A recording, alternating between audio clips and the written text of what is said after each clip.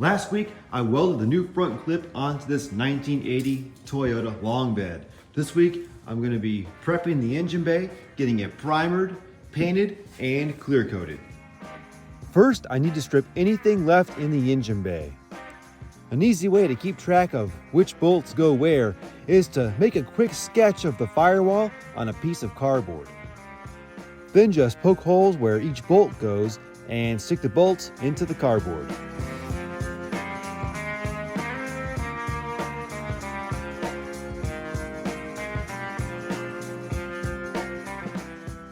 I made a quick map of the inner fender as well.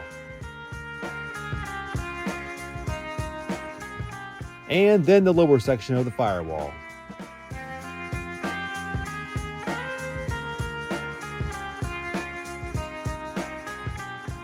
So now that I have all these bolts and screws out of the way, I'm going to finish stripping this down. Now my engine bay is going to be white, and I'm going to bring the white up to right here. This is where that rubber strip was. And from here on is going to be the body color. And I'm going to stop it right about there. So I'm going to remove this by hand because I want that fine line. It's a little bit hard to be exactly precise with the laser remover, but that will be very useful for getting into these tight areas like this back corner around this hood hinge here. And speaking of laser remover, I already used that to remove the paint from this inner fender, which did take a while because it was white, and white doesn't absorb light as well as black or any other dark color, but it did work. And it's been warm, cold here. 60 degrees one day, snowing the next, which makes a lot of humidity in the air. And this has already started to flash with the surface rust just from the humidity in the air. So I need to redo this again. And once I get this done again today, I'm gonna throw the self-etching primer down before it has another chance to rust on the surface. You can see all down here is already starting to re-rust just from the exposed bare steel. That's Ohio for you in the springtime.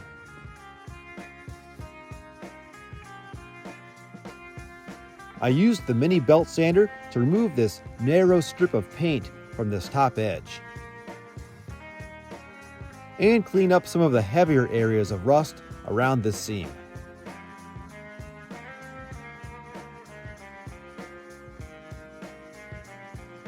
And next, I used a small, stiff wire wheel on the drill to clean all of the remaining areas of pitted rust that were too recessed to hit with the mini belt sander.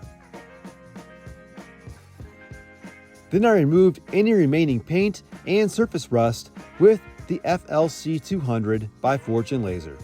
I'll put a link to the full video about this laser cleaning machine in the description.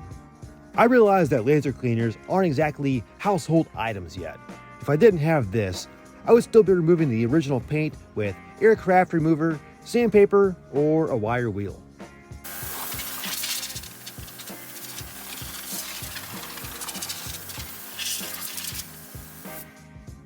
After blowing out all the dust, I gave all the clean bare metal a wipe down with wax and grease remover. So now I have the engine bay completely cleaned and degreased, and I'm ready to lay down some self-etching primer.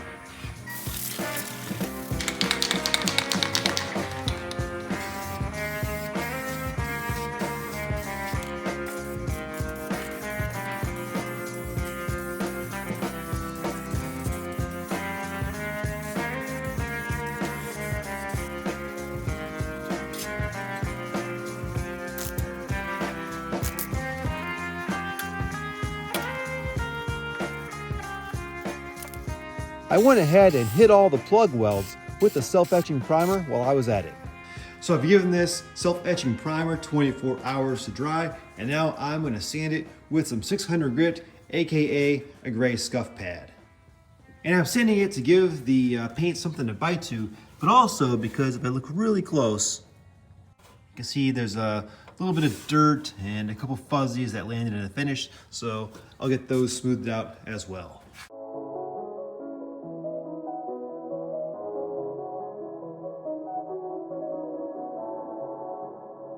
I almost forgot one very important detail. This Ohio truck has an automatic transmission. The Southern Parts truck came with the 5-speed, so I'm going to use that instead of the auto transmission. But the Ohio cab doesn't have any of the holes on the firewall for the clutch pedal assembly or master cylinder. So I need to add those holes before I paint the engine bay.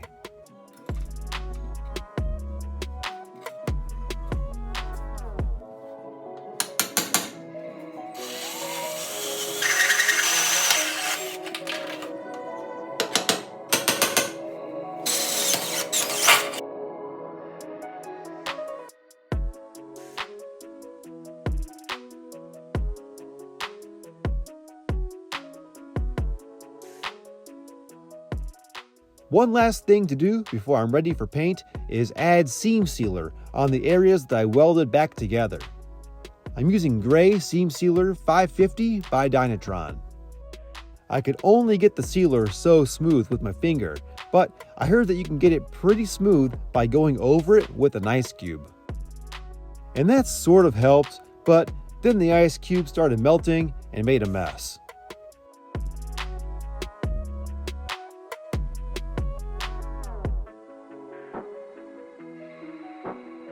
This area is hidden, so it didn't need to be perfectly smooth.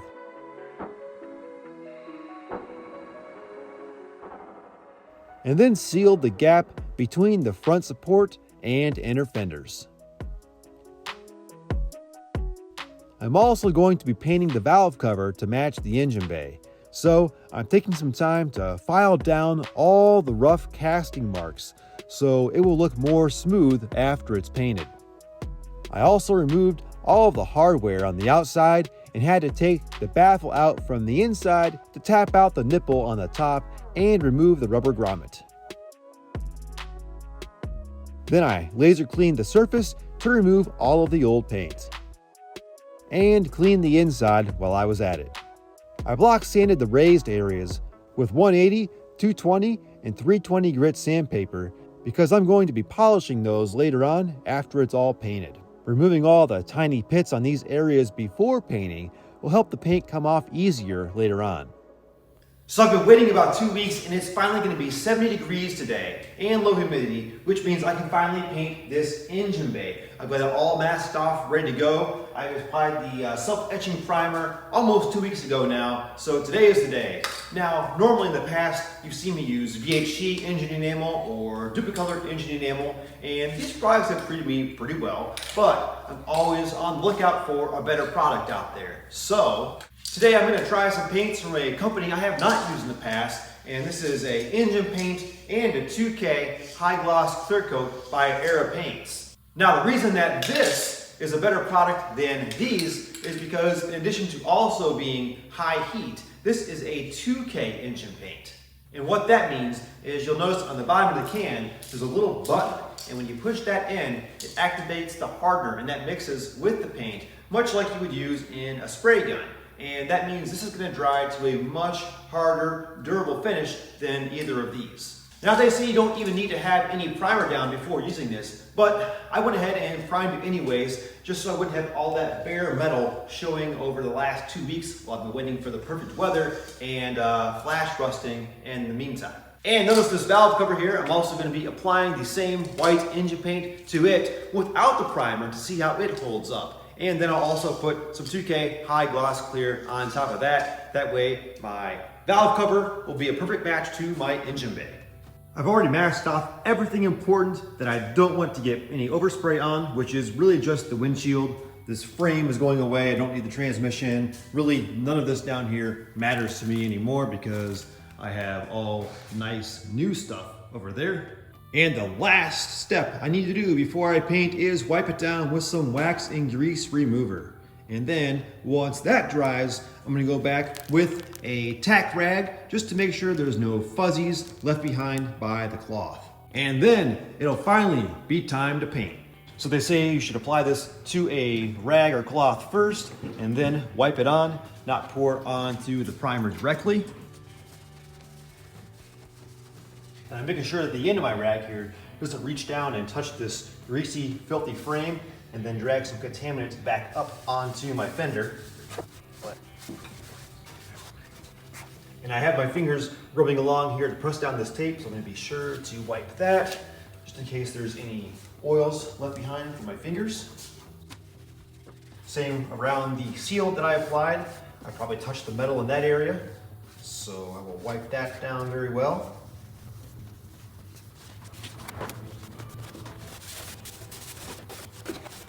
And I'm going to paint the inside of the front support here that you can't see on camera, but you will see some of that when you're looking into the engine bay from the side. So might as well paint that to match. Not worried about the center here because there's going to be a radiator covering that. So to get this can ready to use, I need to turn it upside down first and shake for 2 minutes. One more very important step is the tack rag. So before I activate that can, because once I push that button in the bottom, the clock is ticking.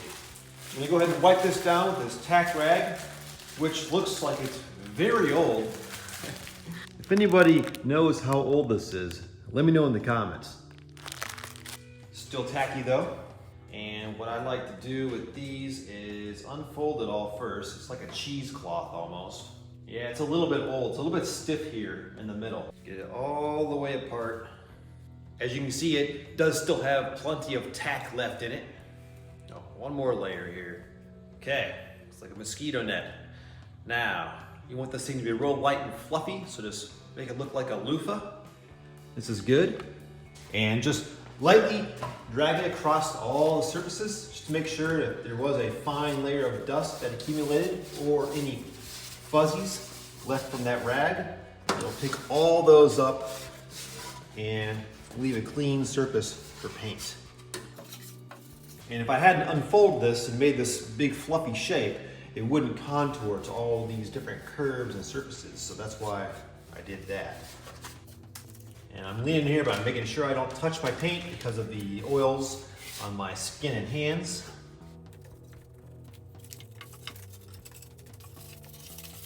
And I see a little bit of green coming off, probably a little bit of dust left from when I sanded all this. I used a light gray scuff pad, which is equivalent to about 600 grit paper, which is what Aeropaint recommends if you do put down a primer first before the engine paint. And I'm gonna go across here as well, just in case there's any dust that accumulated on that paper. I don't want it to get kicked up when I'm spraying this and sort of fall back down onto the paint. And we're good. I did just wash this valve cover and let it dry, but we'll go ahead and give this a quick wipe down as well. So I have this far door open over here, looking out at the 4Runner. And over here, I have the man door open with a box fan sort of pushing the air through. And I'm about to put on this mask, so I'm gonna go back and narrate this with a voiceover. After shaking for 2 minutes, just pull the red plug from the lid and put it on the pin on the underside of the can. And then push it down on a solid object. And you'll feel it collapse as it pushes in. And give it a few extra pushes just to make sure the activator is mixed with the color. Spray upside down to remove any unactivated color from the nozzle. And then one more test spray right side up. Again, make absolutely sure the can is activated. Give it some extra pushes and it should go in easy like this. And shake again for 2 more minutes. Once activated, the paint has a pot life of 8 hours. I like to start with all of the hard to reach areas first. The first coat is a light coat. It's important not to go heavy on the first coat. You can see I'm not even completely covering the primer, and that's normal. The second and third coats will build up the color. Spraying too heavy at first can lead to runs or sags.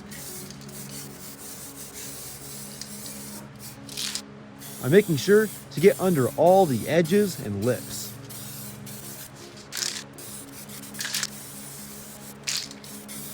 These cans have an adjustable nozzle to rotate the spray pattern 90 degrees if you'd rather move the can up and down instead of side to side.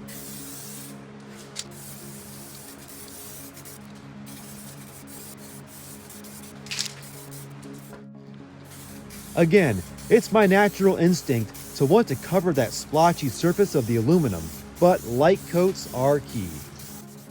There's actually a problem with this valve cover that I can already see now in the video that only gets worse with each coat. First coat has had about 10 minutes and it's tacky but not sticky. The second coat was also light like the first coat. And you can see the white color is looking solid now. I'm really paying attention to all the nooks and crannies as well because they're easy to miss if I'm not spraying them at the correct angle. The first can just ran out, so I'm activating the second can. And the valve cover was starting to look great until I noticed something I didn't like. And now it's time for the third coat, which is the medium coat. This coat is a little heavier than the first two to help fill in any lighter areas that might have a fine overspray texture from the first two light coats. After checking with the light, I couldn't see any more thin areas. However, I decided to abandon the valve cover instead of activating the third can of white paint.